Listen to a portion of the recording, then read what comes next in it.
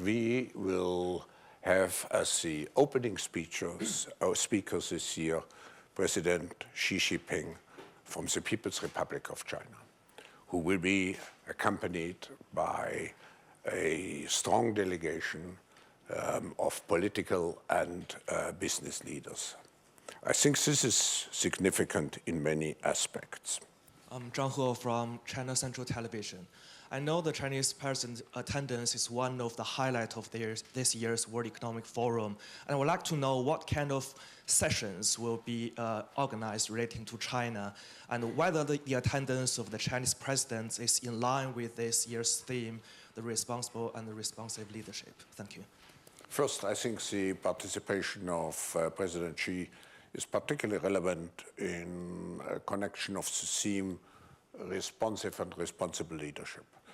China, since I have visited the country first in 1979, we have developed a very close relationship with a strong presence in China.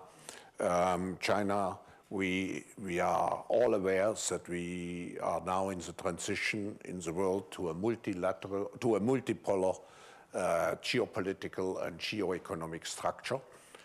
China will equal the United States soon as far as economic power is concerned. So I foresee that President Xi will show how China will assume in global affairs a responsive and responsible leadership role.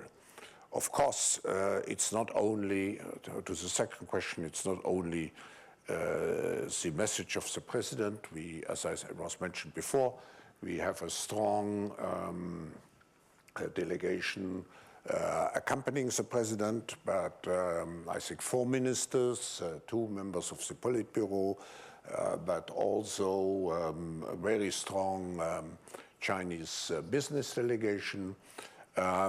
We, in the spirit of Davos, we want to engage them as much as possible in the different sessions, because we feel, as it has been mentioned here, Davos is a working conference with a lot of efforts, collaborative efforts going on. China is playing an important role, and we want, not only in Davos, but also in the future, engage Chinese political and business leaders as much as possible in all of our initiatives. Of course, we would like to know what your president thinks about the US, about the new president of US, about Trump, how he wants to work together with US, because China is so big, is so important for the whole world. And also, I would like to know what he thinks about the China economy. What he wants to do with the China economy? What's his goals? I mean, there are different, what should I say, challenges, also not only for the whole world, also for China.